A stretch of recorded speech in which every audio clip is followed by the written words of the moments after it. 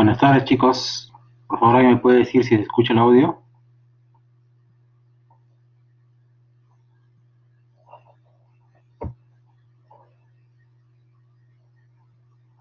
Sí se escucha, doctor. Ya, gracias. Entonces empezaremos. El día de hoy cambié el turno con la clase con el doctor Gallardo por cuestiones de trabajo, ¿no? Se nos cruzó los turnos, ¿no? Entonces el tema que hoy día vamos a tratar es enfermedades por cocos gram negativos, ¿no? De entre los cuales los principales y patógenos de este grupo tenemos el meningococo y gonococo.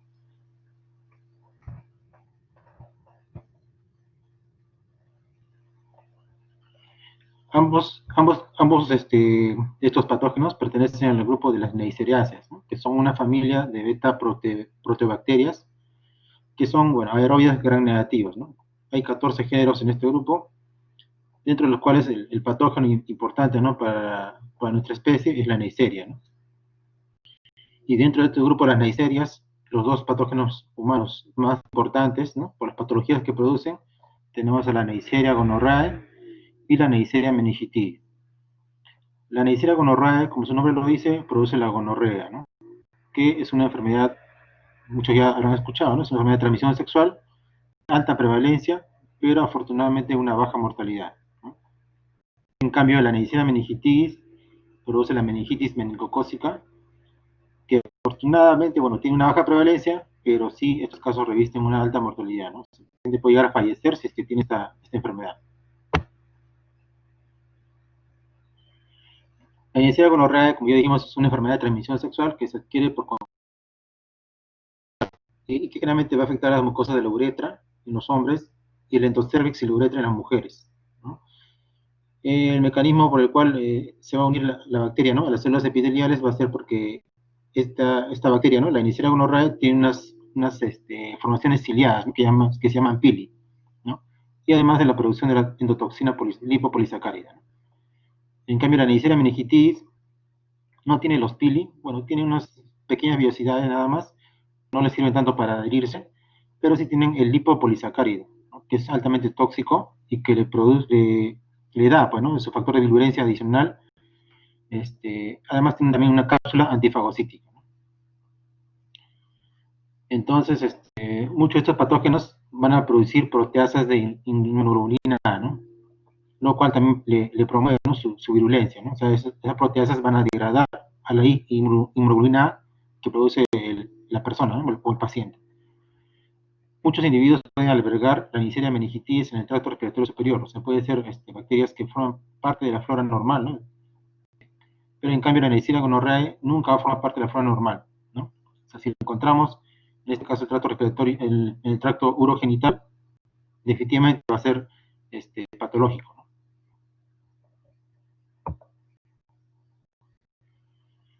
Entonces, como dijimos, las Neisseria son cocos gram negativos que se disponen en pares, ¿no? Por eso lo denominan cocos. La Neisseria gonorrhoeae ya vimos que se denomina gonococo y la meningitis meningococo. Como ya mencionamos, algunas neiserias pueden formar parte de la flora normal del tracto respiratorio superior, ¿no? Y que en algunos casos va a producir enfermedad, ¿no? por determinadas situaciones. Ambos, los gonococo y meningococo, están relacionados en forma estrecha porque tienen un ADN similar, ¿no? casi un 70%. ¿no? Y para diferenciarlos, requiere análisis de laboratorio especiales, ¿no? Por ejemplo, los meningococos, a diferencia de los gonococos, tienen cápsulas de polisacárido, ¿no? Y pocas veces tienen plásmido, ¿no? Los plásmidos son segmentos de ADN, ¿no? Que les da eh, cierta patrón de resistencia, ¿no? A determinados antibióticos, ¿no? Y estos plásmidos se transmiten de generación en generación. En cambio, los gonococos sí contienen plásmidos, ¿no? Los gonococos no van a tener cápsulas, eso es una diferencia importante, ¿no? Aparte de los pilis que ya mencionamos, ¿no? Entonces, ambas especies se van a diferenciar básicamente por las enfermedades que van a producir, ¿no?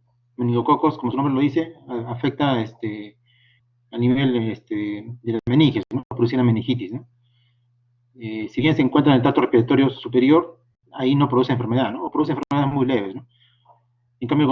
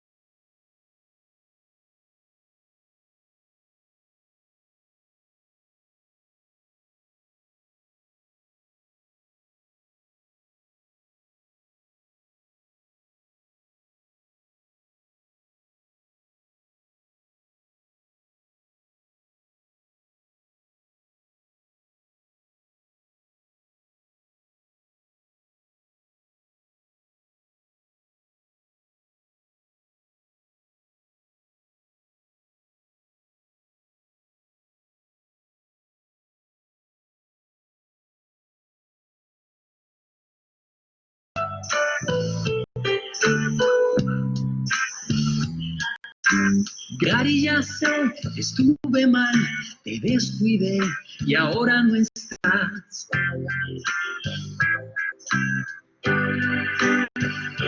Gary, lo lamento, te olvidé y no pensé que iba a perder.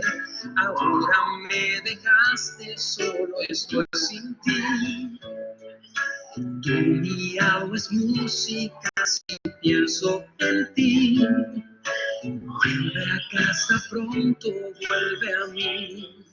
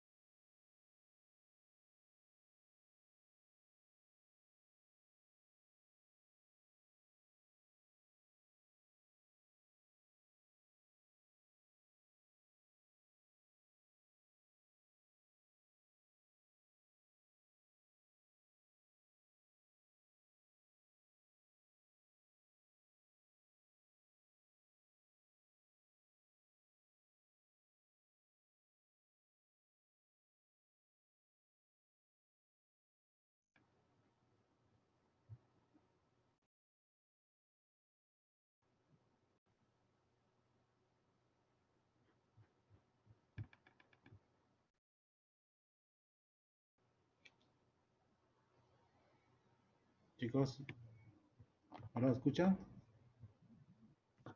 Sí se le escucha, doctor. Ya, bueno, después de problemas técnicos que suelen pasar en ese tipo de clases, ¿no? Ya sea por la red, por el equipo. Afortunadamente tenía la computadora de mi esposa y pude volver a cargar la clase.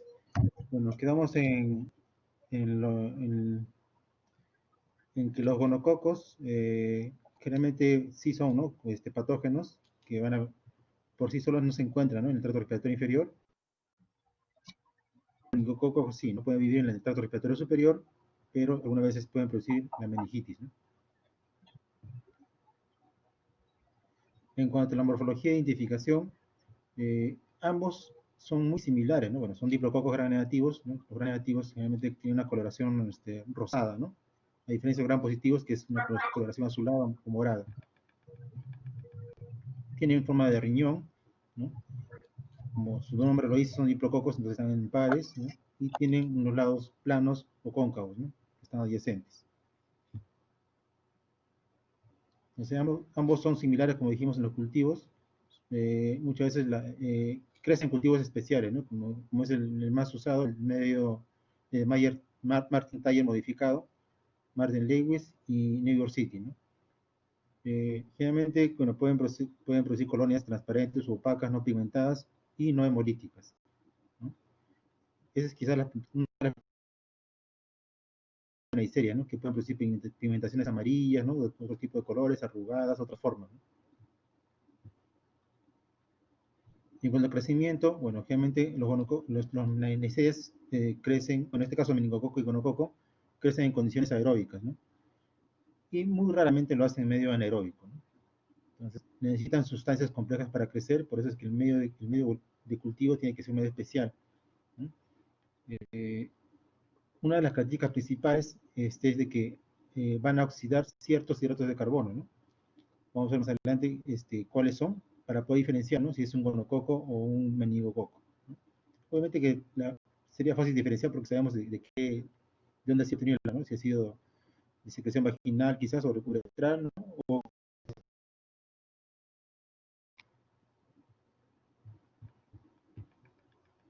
entonces vemos la diferencia, ¿no? Crecen en medio de Mayer-Tartin modificado, ¿no? En cambio, los otros tipos de neiserias no crecen en ese medio, ¿no? Entonces, como dijimos, una forma de diferenciarlo es a qué tipo o qué hidrato de carbono van a oxidar cada, cada neisseria, ¿no? En este caso, el gonorrea va a oxidar la glucosa nada más, ¿no? En cambio, el Neisseria meningitis va a oxidar la glucosa y la maltosa, ¿no? Es básico para poder diferenciarlo, ¿no? Un cuadrito resumido, ¿no? Todos los hidratos de carbono o los ácidos que se forman, ¿no? Para cada Neisseria, ¿no? Y lo que dijimos, ¿no? En el Neisseria gonorrea solo oxida la glucosa, ¿no? En cambio, la Neisseria meningitis, la glucosa y la maltosa. Y ya vamos a pasar a desarrollar cada uno de estos patógenos. Entonces, como dijimos, los gonococos, que, que produce la gonorrea, va a oxidar solo la glucosa, ¿no? Y tienen antígenos diferentes a los otros tipos de neiserias. Generalmente producen colonias pequeñas, ¿no? Pueden estar aislados de muestras en cultivos, en los cuales vamos a encontrar que esas colonias generalmente van a tener pilosidades, ¿no? Que son los pili que ya hablamos hace un momento, ¿no? Y bueno, una característica principal es de que tiene varias proteínas, ¿no? Que le dan su característica antigénica, ¿no? Dentro de estas cuales, de las más importantes es la proteína OPA. Entonces, la Neisseria gonorrea es antigénicamente heterogénea y capaz de modificar sus estructuras superficiales in vitro, ¿no? Y también en vivo, ¿no? Es muy variable, ¿no? Entonces, pasamos a desarrollar cada una de estas estructuras antigénicas. Entre estas cosas tenemos las pilosidades o fimbrias, ¿no? Que son apéndices pilosos que se proyectan hasta varios micrómetros, ¿no? Desde la superficie de gonococo. Estos tienen una propiedad de que va a facilitar la adherencia a las células hospederas y también le dan cierta resistencia a la fagocitosis, ¿no? Estas pilis son generalmente diferentes antigénicamente, ¿no? En cada especie de gonococo, ¿no? Y en cada cepa también, ¿no? Por ejemplo, las pili que mencionamos son pilosidades largas, ¿no? A comparación de, vamos a ver más adelante, los pili que tienen las meningococos que son mucho más cortas y en menos cantidad. Otras estructuras antigénicas tenemos la proteína POR, ¿no? Que es una proteína en la cual va a formar los poros, ¿no? En la superficie. Va a tener cierta función para que pasen los nutrientes, ¿no? A esta célula, ¿no? A este patógeno. También puede repercutir en la citólisis intracelular de los gonococos, ¿no? Mediante la prevención de la función del fagosoma y lisosoma. En este caso, las proteínas POR no son tan variantes, ¿no? Como las pili, ¿no? Ahí tenemos, por ejemplo, unos gonococos que van a expresar uno de dos tipos de POR, ¿no? Pero cada cepa va a tener diferentes tipos de proteínas POR. Las proteínas OPA, que ya mencionamos un momento, ¿no? Son las que van a intervenir en la adhesión del gonococo dentro de las colonias, ¿no? Y la adherencia de estos gonococos a los receptores de las células hospedera, ¿no? Estas proteínas, la RMP, proteína 3, ¿no? que es denominada también la proteína de reducción modificable, ¿no? Que también tiene que ver con la formación de los poros, ¿no? Parecida a la proteína POR, ¿no? Otra estructura, el lipo-oligosacárido, ¿no? Que es similar a los lipopolisacáridos que tienen los gran negativos, ¿no? Estos también van a ser antigénicamente diferentes, ¿no? Entre cada especie de gonococo, ¿no? Y estos van a conferir toxicidad, ¿no? En las infecciones gonocócicas, ¿no? Esta estructura también le da cierto mimetismo molecular a estas bacterias, ya que muchas veces podrían simular, ¿no? Los glucosfingolípidos de la membrana celular humana, ¿no? Y esto evitar que sean reconocidos, ¿no? Por el sistema inmunitario, ¿no? Otras proteínas quizás menos conocidas, ¿no? La H8, ¿no? Proteínas fijadoras de hierro, ¿no? Y las proteasas de IgA, ¿no? Estas últimas mencionamos hace un momento que inactiva, ¿no? La inmunina A, ¿no? Que como sabemos es una inmunina importante, ¿no? En las mucosas, ¿no? De los seres humanos. Entonces vemos la heterogeneidad antigénica de la correa, lo resaltante, ¿no? Las piliopilina que mencionamos, ¿no? Tiene centenares de tipos, ¿no? Es un montón de tipos. En cambio, las demás tienen menos subtipos, ¿no? Esta variabilidad, ¿no? Hace muy difícil, ¿no? Que se puedan crear vacunas, ¿no? Para estas bacterias, ¿no? A comparación de meningococo, que vamos a ver que sí hay vacunas, ¿no? Que son usadas, ¿no? Para prevenir la infección de esa enfermedad, ¿no? Ahí vemos una microscopía electrónica, ¿no? Estos diplococos gran negativos, ¿no? Como vemos las pili, ¿no? O pilina, ¿no? Que son abundantes y largas, ¿no? En cuanto a la epidemiología, la incidencia de gonorrea es mucho menor en países de Europa Occidental que en Estados Unidos, ¿no? Se dice que es más, mayor incidencia en países subdesarrollados, ¿no? En países pobres, ¿no? Y que tiene consecuencias devastadoras para la mujer y la salud reproductiva, ya que muchas veces esta infección va a producir alteraciones, ¿no? En el trato urogenital y muchas veces lleva a infertilidad, ¿no? Afortunadamente hay tratamientos, pautas antibióticas ya establecidas, ¿no? Y generalmente son tratamientos sindrómicos, ¿no?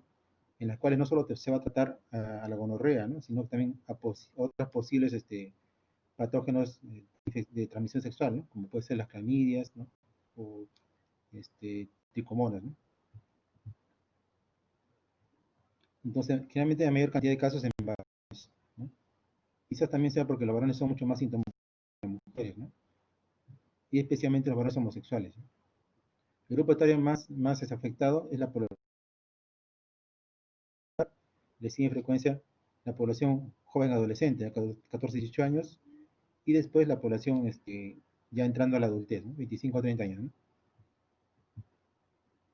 La transmisión generalmente es casi de hecho que sea a través de contacto sexual, ¿no? O sea, a través del coito, ¿no? Y generalmente se transmite, el riesgo de contraer la infección es mucho más cuando hay mucho más episodios, ¿eh? A mayor número de relaciones sexuales, mayor riesgo, ¿no? de contraer esta enfermedad, ¿no? Así tenemos, por ejemplo, que una mujer infectada puede transmitir a su pareja, ¿no? El varón, alrededor del 20% por cada episodio, ¿no? De coito vaginal sin protección, ¿no? Y hasta 60-80% tras 4 más exposiciones, ¿no? O sea, 4 más relaciones sexuales, ¿no? El riesgo de transmisión del varón a la mujer se ha estudiado menos, ¿no? Pero se calcula que está entre 50 y 70% por cada episodio. También se puede transmitir a través del cuerpo anal, ¿no? Y se puede transmitir, la verdad es que no hay muchos casos que se reportan. El periodo de incubación es breve, ¿no? Especialmente en los varones, ¿no? Como vamos a ver más adelante, que una intensa disuria, ¿no? Y las mujeres son menos sintomáticas, ¿no? Y el periodo de incubación también es un poquito más largo, ¿no? Hasta 2 semanas. Entonces, como vemos, es una enfermedad que tiene que ver bastante con la conducta sexual, ¿no? Y también está influenciada por otros determinantes, ¿no? Como tiene que ser el nivel cultural, factores demográficos, socioculturales, abuso de sustancias, ¿no? O determinantes económicos relacionados con la prostitución.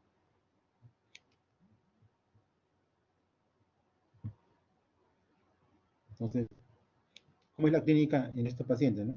Como dijimos, es diferente en varones y mujeres, ¿no? Los varones generalmente sí son sintomáticos, ¿no? Las mujeres suelen ser o poco sintomáticas o asintomáticas, ¿no?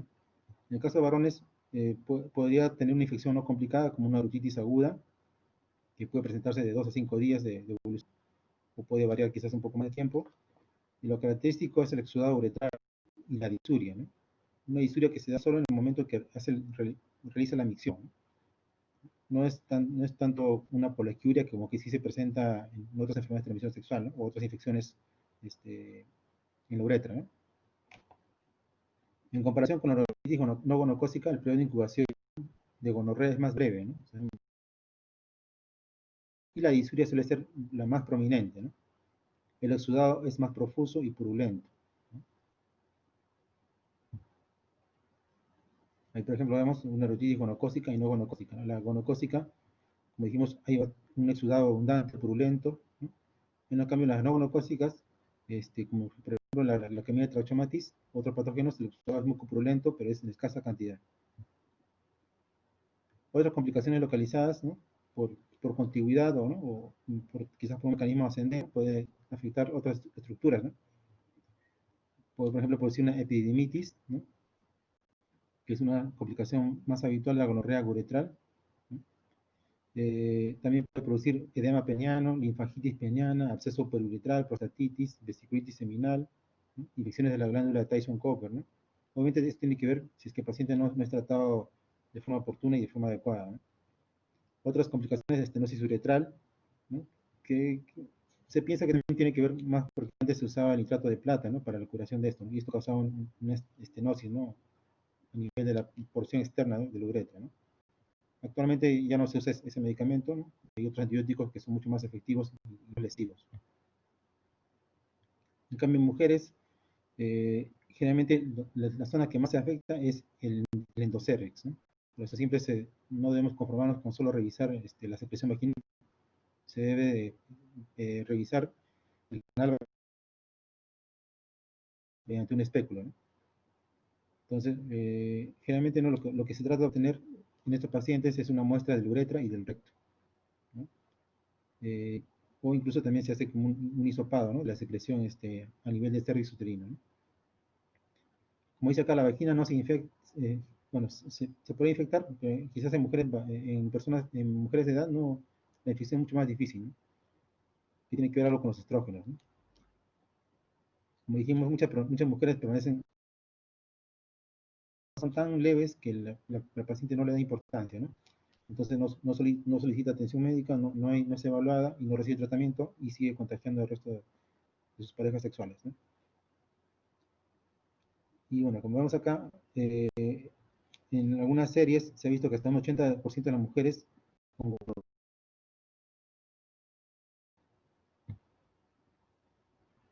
Entonces, la mayoría de mujeres infectadas, los síntomas se pueden mantener hasta unos 10 días, ¿no? Va a haber una exudada vaginal, con disuria también, en algunos casos, sangrado intermenstrual, que generalmente es ocasionado después del coito, ¿no? Como dijimos, hay una afección, ¿no? del cervix uterino, entonces al momento de la penetración puede lesionar a ese nivel, ¿no? También puede haber un dolor abdominal o pélvico, que nos puede estar sugiriendo que ya hay una infección ascendente, ¿no? O sea, ya a nivel de las estructuras pélvicas, ¿no? Como puede ser una salpingitis, ¿no? Y también se puede obtener exudado purulento, ¿no? A través de cuando uno exprime, ¿no? La uretra o los conductos de la glándula Bartolini, ¿no? Quizás esta es una mejor muestra, ¿no? Que el exudado vaginal. Hay una visión, ¿no? Del ser uterino, ¿no? Como una secreción mucopurulenta y todo un cervix eritematoso, ¿no? Incluso un poco friable, como queriendo tener tendencia sangrada, ¿no? También puede haber, como mencionamos, una infección rectal, ¿no? Entonces también se podría obtener muestras a ese nivel, ¿no? Y el recto, bueno, se puede decir que se afecta, ¿no? Ya sea por contacto directo, ¿no? Una relación este, anal, ¿no? O también por el mismo, por las mismas secreciones, ¿no? Que van, se puede decir, afectando, ¿no? A nivel alrededor del ano y con esto se desarrolla la infección a ese nivel, ¿no? También puede haber una infección faríngea, ¿no? Que es a través del contacto o a través del sexo oral, ¿no? Y es muy raramente a través del beso, ¿no? Entonces vemos que, por ejemplo, la felación también podría favorecer el riesgo de esta infección, ¿no? De 10 a 20% de las mujeres heterosexuales con gonorrea y 10 a 25% de los varones homosexuales infectados, ¿no? Casi todas son asintomáticas, algunos pueden provocar una faringitis, ¿no? Como si fuera una infección cualquiera, una faringitis cualquiera, ¿no? Por eso quizás sea importante a veces ver, ¿no? O preguntar a las conductas sexuales de los pacientes, ¿no? Si es que sospechamos algo, ¿no? Entonces se recomienda siempre examinar, ¿no? La presencia de infección faríngea en aquellos individuos infectados por VIH, ¿no? Que tienen sexo oral, ¿no? Y especialmente los homosexuales, ¿no? Ahí en la foto vemos, por ejemplo, ¿no? Una infección faríngea por gonococo, ¿no? Tranquilamente podríamos diagnosticar una faringitis purulenta, ¿no? Que puede ser por el estreptococo, ¿no? Y quizás por eso siempre es importante hacer una historia completa, ¿no? En todos los pacientes, ¿no? Otras manifestaciones locales, ¿no? Una conjuntivitis gonocócica, una gingivitis aguda o abscesos cutáneos, ¿no? Por ejemplo, vemos, ¿no? Otra cervicitis, ¿no? Con secreción mucopurulenta y una conjuntivitis, ¿no? Con lesiones ulceradas, ¿no? A nivel de la córnea. Y la enfermedad quizás más grave en el caso de las mujeres, ¿no? La enfermedad pélvica inflamatoria, ¿no? Que como dijimos puede ser por un mecanismo ascendente de avance de esta infección, ¿no? Que generalmente puede haber generalmente una endometritis, una salpigitis, accesos tubováricos, peritonitis pélvica, o incluso puede llegar hasta a nivel hepático, ¿no? Una perihepatitis, que a forma temprana y si no recibe tratamiento, ¿no? Se dice que los adolescentes tienen más riesgo, ¿no? De tener ese tipo de infección porque tienen alta prevalencia de una ectopia cervical. Y también se estima que la gonorrea detectada en el cuello uterino van a tener esta enfermedad, ¿no? O sea, la enfermedad inflamatoria pélvica. El síntoma más frecuente es un dolor abdominal bajo, ¿no? Bueno, la exploración abdominal también puede dar un dolor, ¿no? En las fosas ilíacas, ¿no? Incluso signos de irritación peritoneal, ¿no? También puede asociarse a la bacteriana o signos de cervicitis mucopurulenta, ¿no? Que muchas veces no solo se produce por la gonorrea, sino puede producirse por otras bacterias que también ocasionan, ¿no? Las enfermedades de transmisión sexual. Acá claramente va a haber una fiebre, leucocitosis, aumento del BCG, la proteína C reactiva, ¿no? Y muchas veces requiere diagnóstico con una laparoscopía, ¿no? El diagnóstico es difícil y muchas veces impreciso, ¿no? O se puede confundir con otras enfermedades. La consecuencia más grave de estos pacientes que presentan la enfermedad inflamatoria pélvica es la infertilidad, que afecta desde un 15 a 20% de personas que han tenido un solo episodio de gonorrea, hasta un 50-80% en aquellas que han tenido más de 3 episodios. Y también se dice que también esta infertilidad puede ser desencadenada porque eh, muchas de estas infecciones no son aisladas, ¿no? Sino va acompañadas de otras infecciones como es la clamidia trachomatis, ¿no? Y hay mujeres que incluso quedan ya con un dolor pélvico crónico, ¿no? Otra es la perihepatitis, ¿no? Que como dijimos, por un mecanismo ascendente de la infección, ¿no? en la cual puede ascender, ¿no? Como dijimos, a través de la pelvis, ¿no?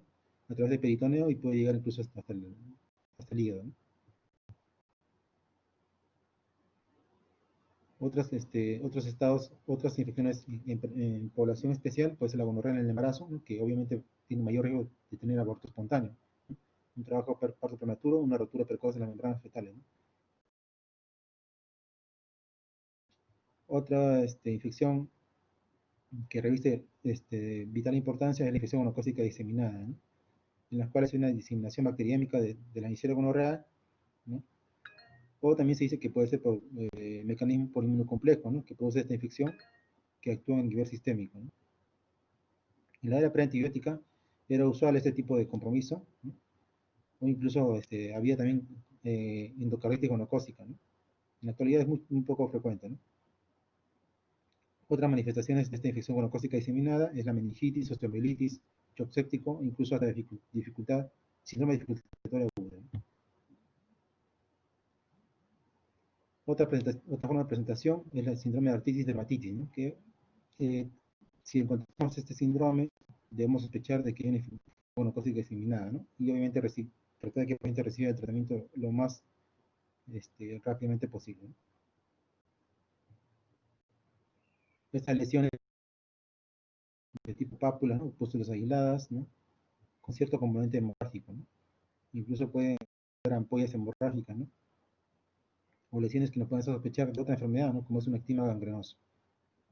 Generalmente afecta a las extremidades, ¿no? Y generalmente estos pacientes sí van a tener fiebre, toxicidad sistémica, ¿no? Leucocitosis, ¿no? Que puede ser leves. En algunos casos que el paciente está muy deprimido también haga leucocitosis, ¿no? Y por ejemplo vemos estas lesiones, ¿no? Muy variables, lesiones populosas precoces, ¿no? En la primera foto, una lesión pustulosa asociada con hemorragia unguial, en la segunda, o hasta una lesión pustulosa ulcerada, ¿no? Y como dijimos, la endocarditis también puede, una de las formas de infección gonocócica diseminada es la endocarditis gonocócica, ¿no? Que generalmente afecta a la válvula aórtica. Es una manifestación excepcional, o sea, muy rara, pero suele ser grave, ¿no?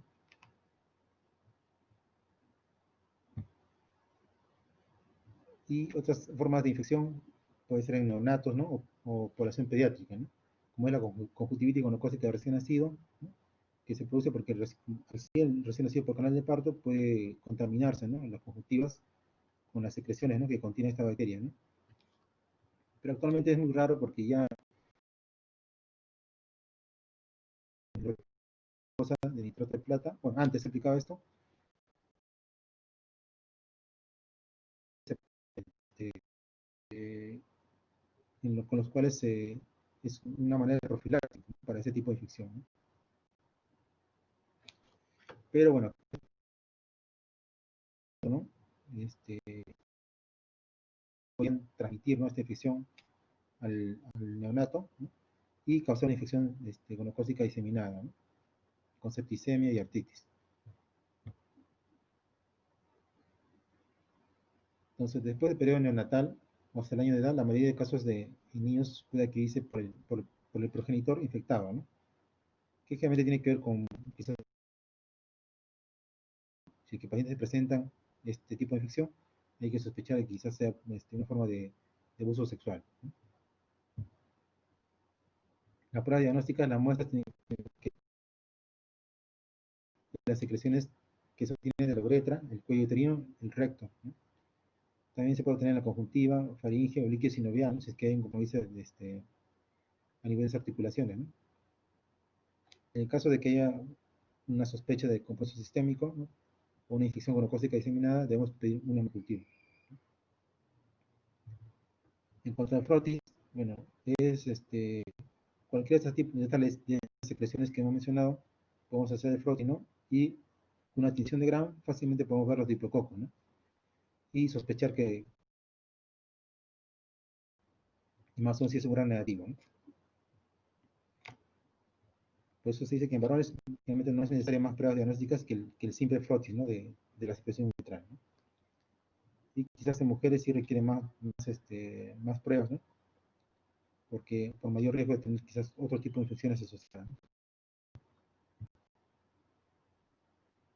El cultivo que mencionamos, por ejemplo, sí, el medio de Thayer Martin, ¿no? En los cuales requiere ciertos cuidados, ¿no? Por ejemplo, se debe de contaminar bien la muestra, ¿no? Bajos niveles de CO2, ¿no? Para que podamos tener, ¿no? El crecimiento de esta bacteria, ¿no? Y poder identificarlo. Entonces vemos una foto, por ejemplo, de Tizón de Gram en un cultivo puro, ¿no? A la izquierda las bacterias que se observan, ¿no? Como cocos en pares, ¿no? Los diplococos, ¿no? A la derecha sí están dentro de las células, ¿no? Algunas células ya destruidas, ¿no? Otra forma de diagnosticar es el nucleico, ¿no?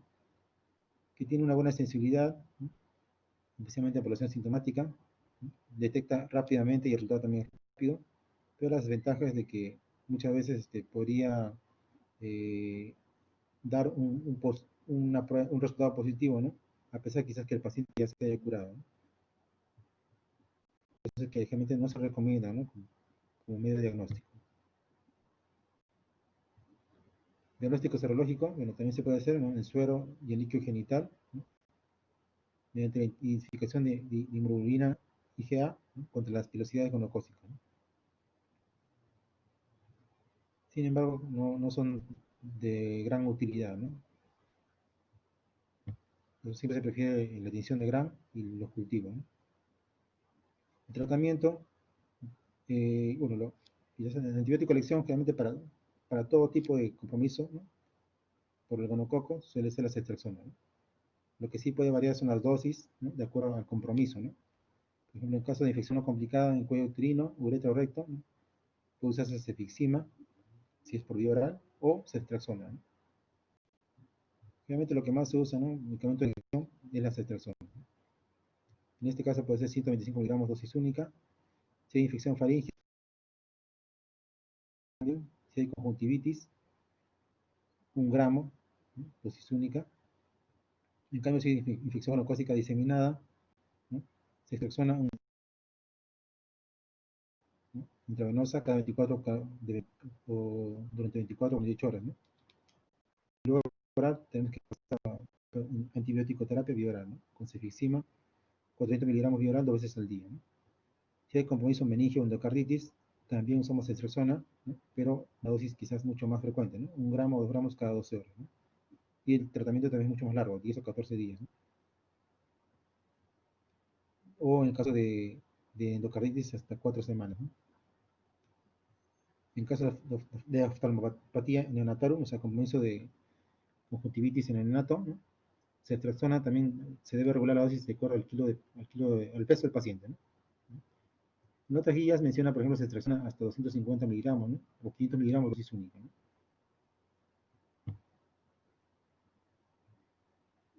Y anteriormente, ¿no? Para este tipo de infección, pero se ha visto que cada vez hay mayor resistencia, ¿no? Por lo cual ya no forman parte, ¿no? De los esquemas de tratamiento, ¿no?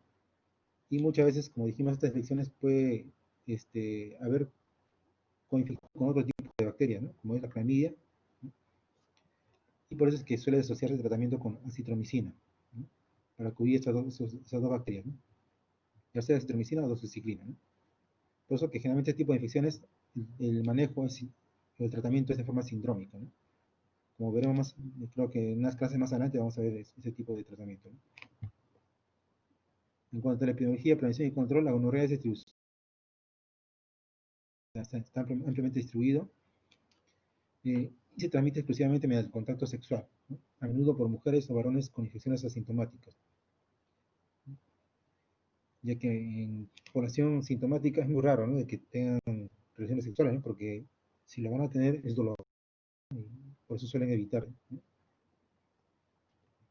La infecciosidad del microorganismo es tal que la posibilidad de que infección, como mencionamos, ¿no? Por un solo contacto puede ser de 20-30%, ¿no? La tasa de infección se puede reducir evitando parejas sexuales múltiples, ¿no? O tratando de forma oportuna, ¿no? Aquellas personas infectadas, ¿no? La profilaxis mecánica, ¿no? tiene una protección parcial, ¿no? Como es el caso de uso de preservativos o condones, ¿no? Y la quimioprofilaxis tiene una utilidad limitada, ¿no? Por el aumento de la resistencia de los gonococos a los antibióticos, ¿no? O sea, quimioprofilaxis en estos casos no hay, ¿no? Como sí lo hay en la infección por meningococo, como veremos más adelante. Y en caso de como ya mencionamos, ¿no? El tratamiento es con eritromicina o tetraciclina, ¿no? En ungüento, ¿no? Ya que nitrato de plata, que era antes de elección, ya ha dejado de usarse, ¿no? Porque muchas veces produce sentido, ¿no? Entonces, a manera de resumen, vamos a ir todas las formas de infección que producen. En el caso de puede iniciar con una uretitis aguda y a través del sexo oral, puede, en su pareja podría producir una faringitis, ¿no? O a través de en el caso de varones homosexuales, ¿no? Un coito anual puede producir una proctitis, ¿no? O también si su pareja es sexo femenino, ¿no? Entonces, así contagia a la mujer, produce una cervicitis, ¿no? Y a través del canal de parto puede producir una oftalmia neonatal, ¿no? Y así se va dando una forma de círculo vicioso, ¿no? De esta infección. Eh, Entonces, ahí vemos en el caso del varón también otras formas en las cuales se va a producir, ¿no? Las otras manifestaciones de esta infección, ¿no? Por ejemplo, si hay una diseminación del organismo por vía hematógena, va a producir una gonococcemia y esto podría favorecer una artritis, endocarditis o una meningitis, ¿no? En cambio, por una reproducción sostenida, ¿no? En la uretra, se podría decir por cierto mecanismo ascendente, podría producir una prostatitis o una epididimitis, ¿no? Y en el caso del varón también podría tener cierto riesgo de infertilidad, ¿no? Pero no es tanto como en la mujer, ¿no? En el caso de la mujer, ¿no? Como dijimos, hay un compromiso a nivel de una cervicitis, ¿no? O una esta secreción, ¿no? Puede escurrir, ¿no? Y esto podría, por continuidad, afectar el ano y producir una proctitis, ¿no? Entonces, si la diseminación del mecanismo podría una artritis o meningitis, ¿no? Si hay una reproducción sostenida, ¿no? O sea, si no se controla la infección, por vía ascendente también puede producir una salpingitis, una peritonitis o una peripatitis, ¿no? Y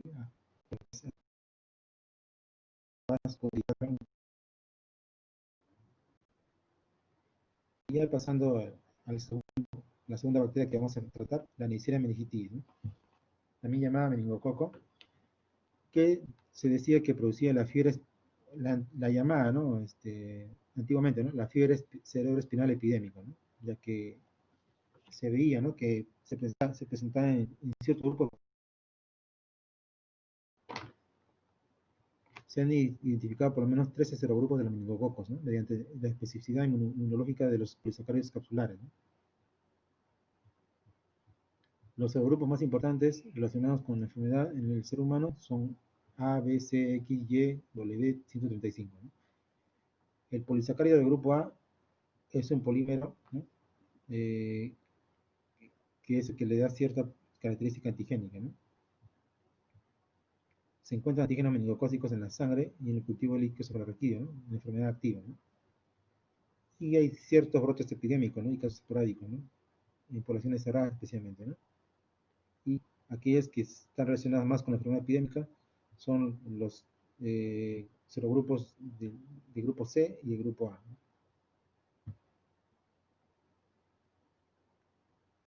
Entonces también tiene proteína, igual que los gonococos, tiene proteína, ¿no? Que le da ciertas características, ¿no? Así tenemos, por ejemplo, que las cepas tienen proteínas de clase 1, 2, 3, ¿no? Que son análogas a las proteínas POR, ¿no? Que como dijimos formaban parte de los poros, ¿no? De las paredes de la bacteria, ¿no? Y esta es la que le da la especificidad, ¿no? Del serotipo, ¿no? Entonces se han identificado hasta 20 serotipos, ¿no? Los serotipos 2 y 15 son los que se relacionan con la enfermedad epidémica, ¿no? También tiene una proteína que es similar a la proteína OPA, ¿no? Del meningococo, perdón, del gonococo, ¿no? Que es la proteína de clase 5, ¿no? Que también tiene que ver con la formación de los poros, ¿no? También tiene los lipopolisacáridos, ¿no? Que son los que confieren cierta toxicidad, ¿no? A ese tipo de infección, ¿no? Incluso se ha visto que que hay concentraciones más altas que la toxina causada por bacterias gram negativa, ¿no? De 50 a 100 veces mayor, ¿no? Entonces, la patogenia, ¿cómo se da esta infección?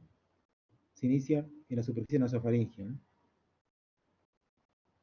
Como dijimos, estas bacterias pueden, ¿no?, formar parte de la flora normal, ¿no?, de personas sin causar enfermedad. Pero cuando se altera esta flora, ¿no?, o hay quizás una mayor población de estas bacterias, va a desarrollar la enfermedad, ¿no? Obviamente tiene que empezar primero a la sangre, de ahí inicia, ¿no? Entonces, finalmente, ¿no?, la mucosa de vías respiratorias superiores tiene una capa de moco, ¿no?, las cuales, ¿no?, le da cierta protección, ¿no? Entonces, el meningococo tiene factores de superficie bacteriana que están presentes en la vía respiratoria, ¿no? Como dijimos, tiene también mm, ciertas pilosidades, ¿no? Que también se denominan pili, pero que generalmente no ayudan en la adhesión, ¿no? Le dan cierta propiedad antigénica, pero no ayudan a la adhesión como sí se da en los gonococos, ¿no?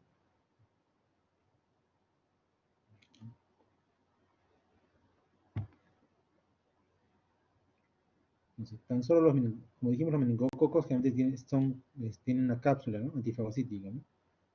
Pero solo los meningococos no encapsulados son los que van a penetrar las células, ¿no? Y se ha visto también de que cuando ya se va a dar esta penetración, ¿no?, estas bacterias dejan de producir, ¿no?, esta cápsula, ¿no?, para poder ingresar e infectar, ¿no?, a las células, ¿no?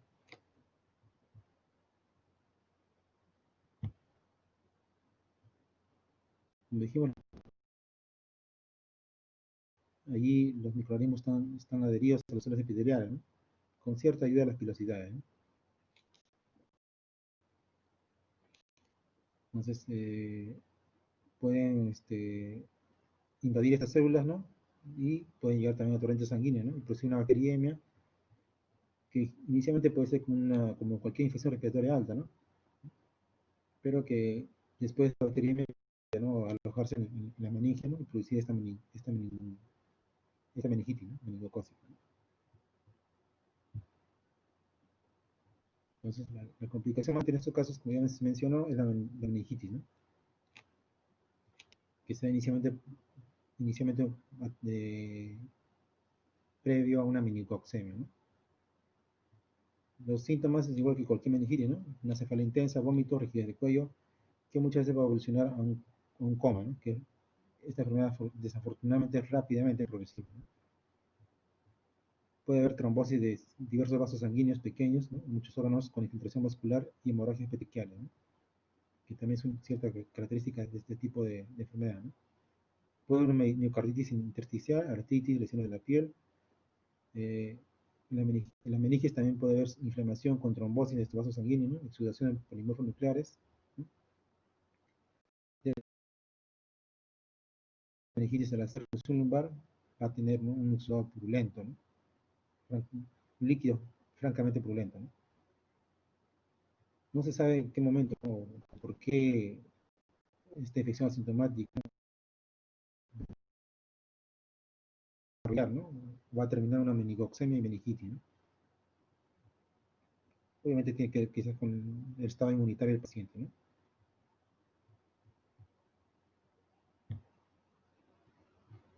Entonces, la clínica, hay ciertas dificultades, ¿no?, porque inicialmente, como dijimos, podría ser una infección respiratoria superior, ¿no? En cuanto a la clínica de la meningitis meningocócica, también puede ser muy similar a la producida por otros agentes que causan meningitis, ¿no? Pero quizás hay ciertas características que sí podrían ser sospechar, ¿no?, que es una infección por meningococo, ¿no?, como el exantema hemorrágico, meningismo, alteración de la conciencia, ¿no?, que generalmente podrían aparecer rápidamente, ¿no?, y que ya traducen la forma tardía de la enfermedad, ¿no? Entonces, idealmente se debe tratar ese diagnóstico lo antes posible, ¿no? Como dijimos, los síntomas son inespecíficos, ¿no?, que se producen rápidamente, 4 o 6 horas, y lo más grave es aparecer a las 8 horas, ¿no? O sea, no hay quizás mucho tiempo, ¿no? Para poder hacer un diagnóstico etiológico, ¿no? La mediana de tiempo de ingreso al hospital fue 19 horas, ¿no? A las 24 horas. En las 24 horas muchos niños se encontraban al borde de la muerte, ¿no? Entonces, las manifestaciones clínicas de la enfermedad meningocócica pueden ser muy variables, ¿no? Desde una fiebre pasajera y bacteriemia hasta una enfermedad fulminante, ¿no?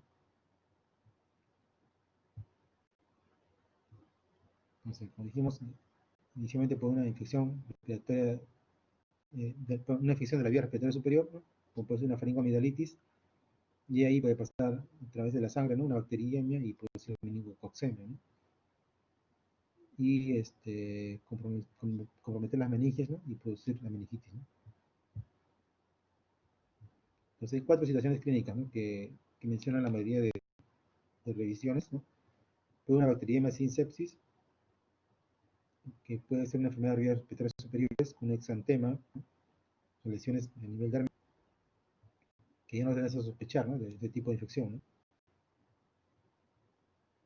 Y que muchas veces el paciente podría, ¿no? Evolucionar, ¿no? Y que solo puede ser diagnosticado por el cultivo, ¿no? Otra forma clínica es la meningococcemia sin meningitis, ¿no? Cuando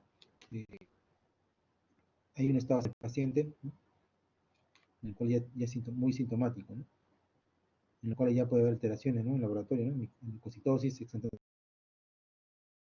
debilidad, tensión arterial, ¿no? Otra forma clínica, la meningitis con o sin meningococcemia, en las cuales hay una cefalea, fiebre, signos meningios, con un líquido cefalorraquídeo turbio. Y el estado de conciencia puede variar ampliamente, ¿no? Desde un estado de alerta hasta una depresión más profunda, ¿no? En la forma más severa, una manifestación meningoencefálica, ¿no? En la cual el paciente ya puede estar en un estupor profundo con signos meningios y líquido cefalorraquídeo séptico, ¿no? Los reflejos sotindinosos y superficiales van a estar alterados, ¿no?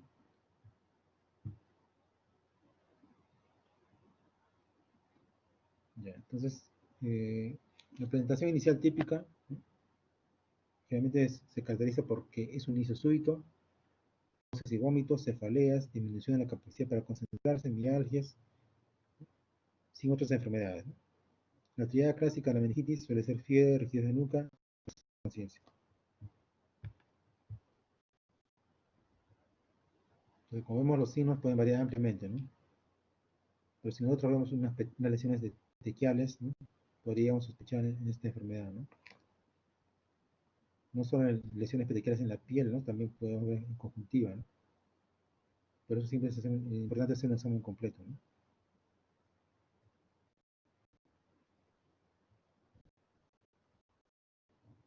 Estas lesiones petequiales generalmente se deben, ¿no? Porque hay una cierta trombocitopenia, ¿no? Por esta infección, ¿no? De que hay una evolución, ¿no? De complicaciones hemorrágicas, ¿no? Secundarias a una coagulopatía intravascular diseminada. Vemos algunas lesiones, ¿no? Como dijimos, ¿no? Erupción petequial en el paladar duro, lesiones petequiales a nivel del palpebral, ¿no? Conjuntivas, ¿no? Áreas equimóticas, ¿no? A nivel de la planta del pie, ¿no? Equimosis subcutánea en la espalda, ¿no? Con forma de placas, ¿no?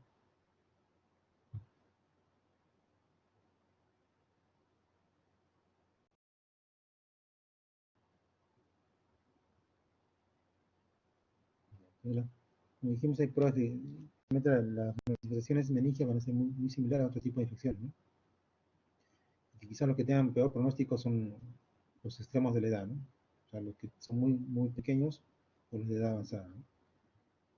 Entonces, otras complicaciones que puede haber por esta infección puede ser artritis, pericarditis, un síndrome del cono medular, ¿no? Disfunción de pares craneales, especialmente el sexto, séptimo y octavo par, ¿no? Puede una pericarditis también, ¿no? Con taponamiento masivo, ¿no? Otras manifestaciones, ¿no? Meningoxemia crónica, infecciones respiratorias como una faringitis, neumonía, ¿no? una epiglotitis meningocócica fulminante o una uretritis meningocócica, ¿no? Que son extremadamente raros. Las pruebas diagnósticas, obviamente, debemos tratar de para prótesis y cultivo, ¿no? También se podría obtener muestras de cultivo de las secreciones nasofaringe, ¿no? Pero que esto generalmente no nos va a diagnosticar la enfermedad, porque como dijimos, estos pacientes pueden ser portadores, ¿no? O estas bacterias pueden formar parte de su flora, ¿no? Normal, ¿no? El frotis, entonces es importante, ¿no? Cuando tenemos un paciente con meningitis, ¿no? Hacer un frotis inmediatamente, ¿no? Para poder determinar, ¿no? Qué bacteria puede ser la causante, ¿no? Se la dice la detección de Gram, ¿no? Y si vemos diplococos gram negativos, obviamente ya prácticamente el diagnóstico está cantado, ¿no? También se puede realizar cultivo, ¿no? De este Escherichia, ¿no?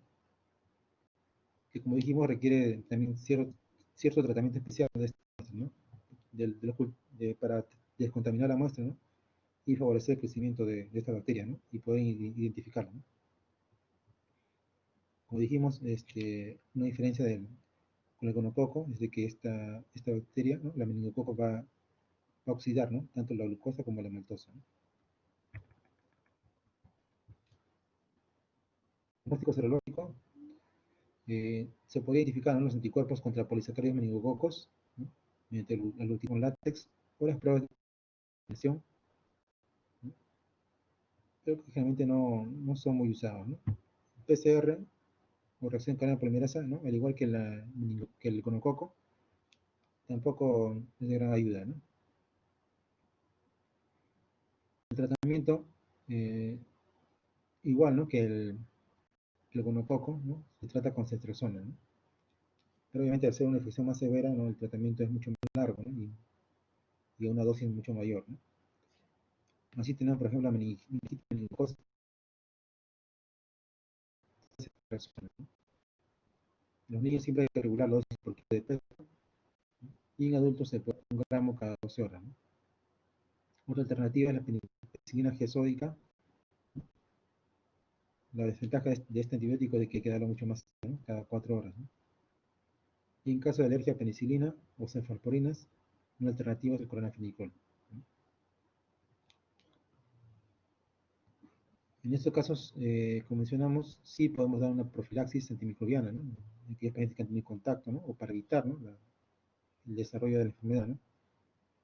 En esos casos se puede usar rifampicina, ¿no?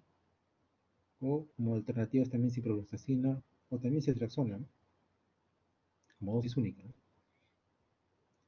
Y en estos casos, esta infección sí tiene, ¿no? Se puede prevenir con la aplicación de vacunas, ¿no? Como es la vacuna conjugada meningocócica, ¿no? A diferencia de gonococo, que si no hay vacuna, ¿no? Por la gran heterogeneidad, ¿no? Como que mencionamos, ¿no? De sus estructuras antigénicas, ¿no? Especialmente los PIL, ¿no?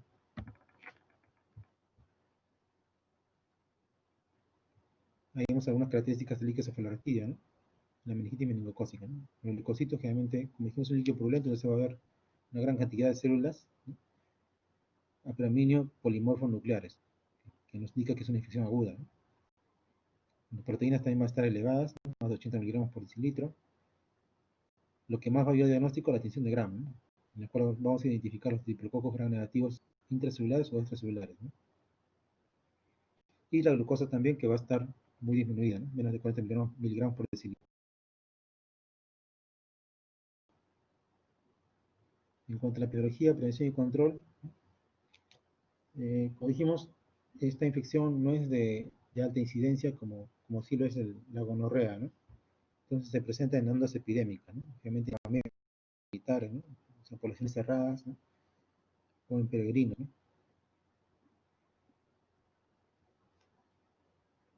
5 a 30% de la población normal puede albergar meningococos, ¿no? Como ya mencionamos, ¿no? Puede formar parte de la flora normal, pero no causar la infección o la enfermedad, ¿no?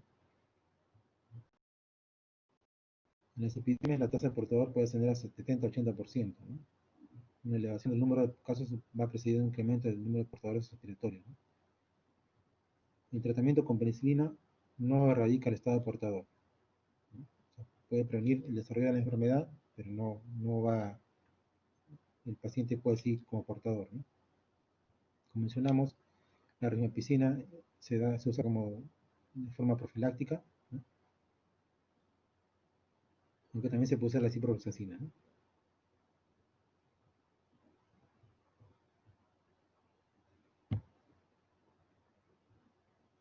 Bueno, ahí vemos cómo esta bacteria, ¿no? Tanto la meningococo como el gonococo ingresan, ¿no? Como dijimos, el meningococo ingresa por el tracto respiratorio superior, ¿no? De ahí puede pasar a la sangre, ¿no? Bueno, invadir las células, ¿no? Como dijimos, ¿no? El meningococo cápsula, ¿no? Que le tiene cierta propiedad antigénica, ¿no? Una cápsula antifagocítica, ¿no? Pero que justo al estar en contacto con la célula va a perder esta cápsula para poder ingresar, ¿no? A la célula y así puede pasar, ¿no? A la sangre y producir la meningococcemia, ¿no? Bacteriemia, ¿no? Y así puede llegar a las meninges, ¿no? En cambio el gonococo, ¿no? Como mencionamos también, ¿no? Tiene más formaciones, las pili, ¿no? O pilosidades, ¿no? Por estos, ¿no? También van a ingresar a la célula y bueno, y ahí pueden producir todo este proceso, ¿no? Inflamatorio, ¿no? Algunas principales diferencias, ¿no? Entre meningococo y gonococo, ¿no? Como dijimos, gonococo ingresa por el tracto genital, el meningococo ingresa por el tracto respiratorio, ¿no? El meningococo tiene cápsula polisacárida, antifagocítica, el gonococo no. Algunos gonococos pueden tener beta-lactamasa, ¿no? Son resistentes a, como dijimos, el meningococo va a formar ácido, ¿no? Va a oxidar la maltosa, ¿no?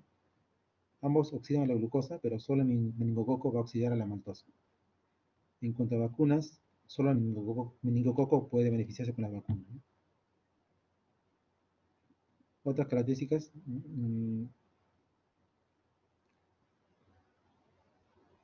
la morfología, por ejemplo, en el gonococo suele ser una forma similar a un riñón, ¿no?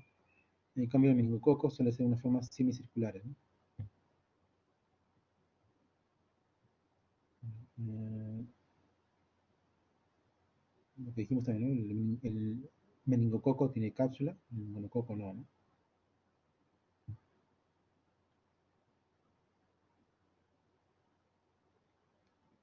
Como dijimos, ¿no? El meningococo algunas veces puede no ser considerado patógeno, ¿no? Que puede formar parte de la flora normal, ¿no? Del tracto respiratorio superior.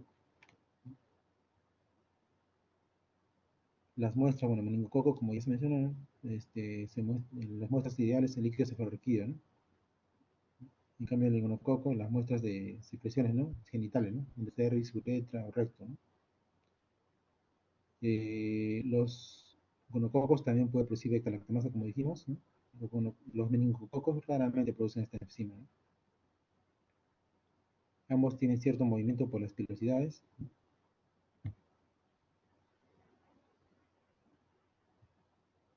En cuanto a la prevalencia y mortalidad, ¿no? Como dijimos, el gonococo, gonorrea, es altamente, pero de baja mortalidad, ¿no? Todo lo contrario al meningococo, ¿no?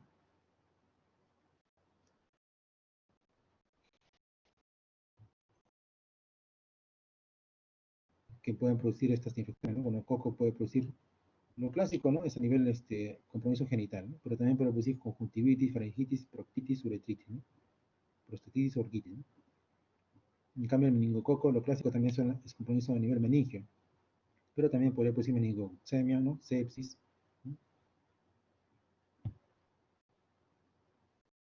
Eso es todo lo que estaba planteado en esta clase. Afortunadamente podemos alcanzar a pesar de... Muchas gracias. Si hubiera alguna pregunta.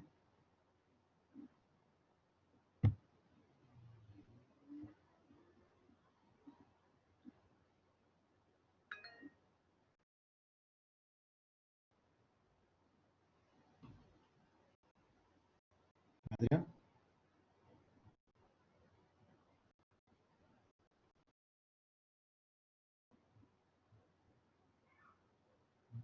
Adrián levantó la mano.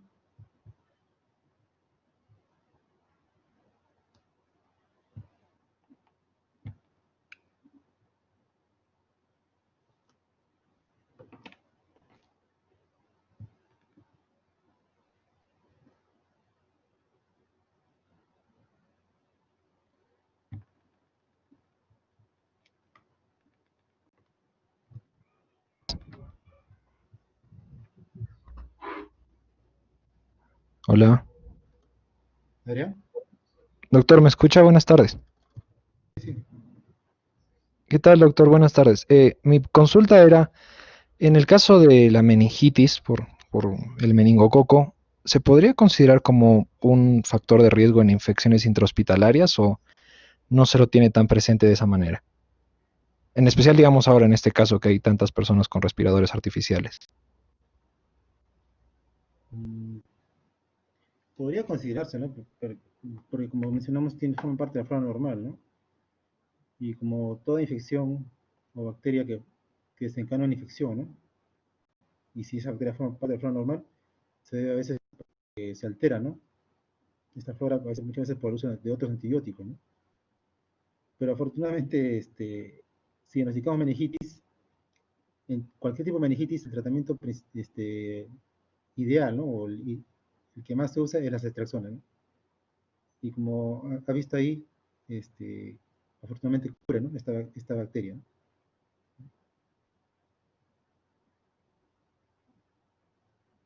Los neurólogos siempre piden el GRAM, ¿no? El GRAM y cultivo, ¿no?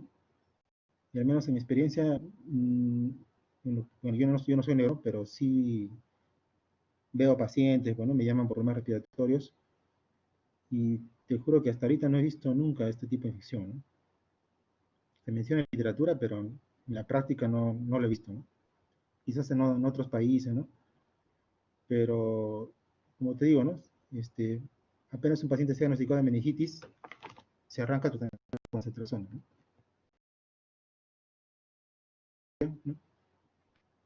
Quizás, no creo que se deje de diagnosticar, ¿no? Pero como te digo, siempre es el gran, ¿no? Pero al menos acá en la práctica no es muy frecuente, ¿no?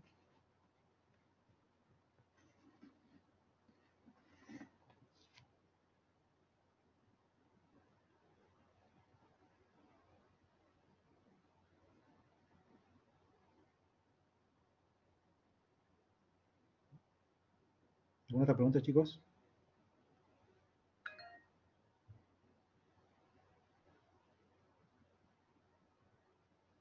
Víctor. Doctor, ¿me escucha? Buenas tardes.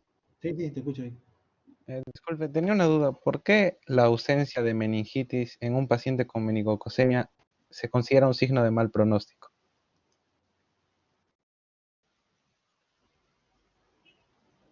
Mm, Porque podría ser también porque no hay una respuesta inmunitaria, ¿no? No, los VIH a veces es una falta de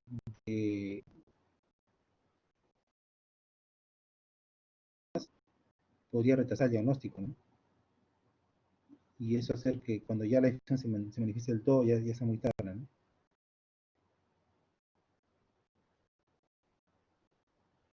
Gracias, doctor.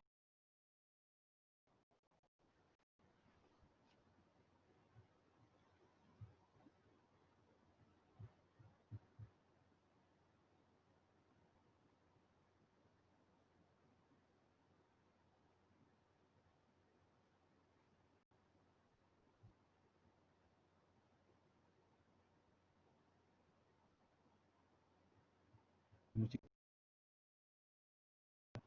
estaremos encontrándonos en otra oportunidad, en otras clases. Bueno, nos vemos, chicos, hasta pronto, cuídense.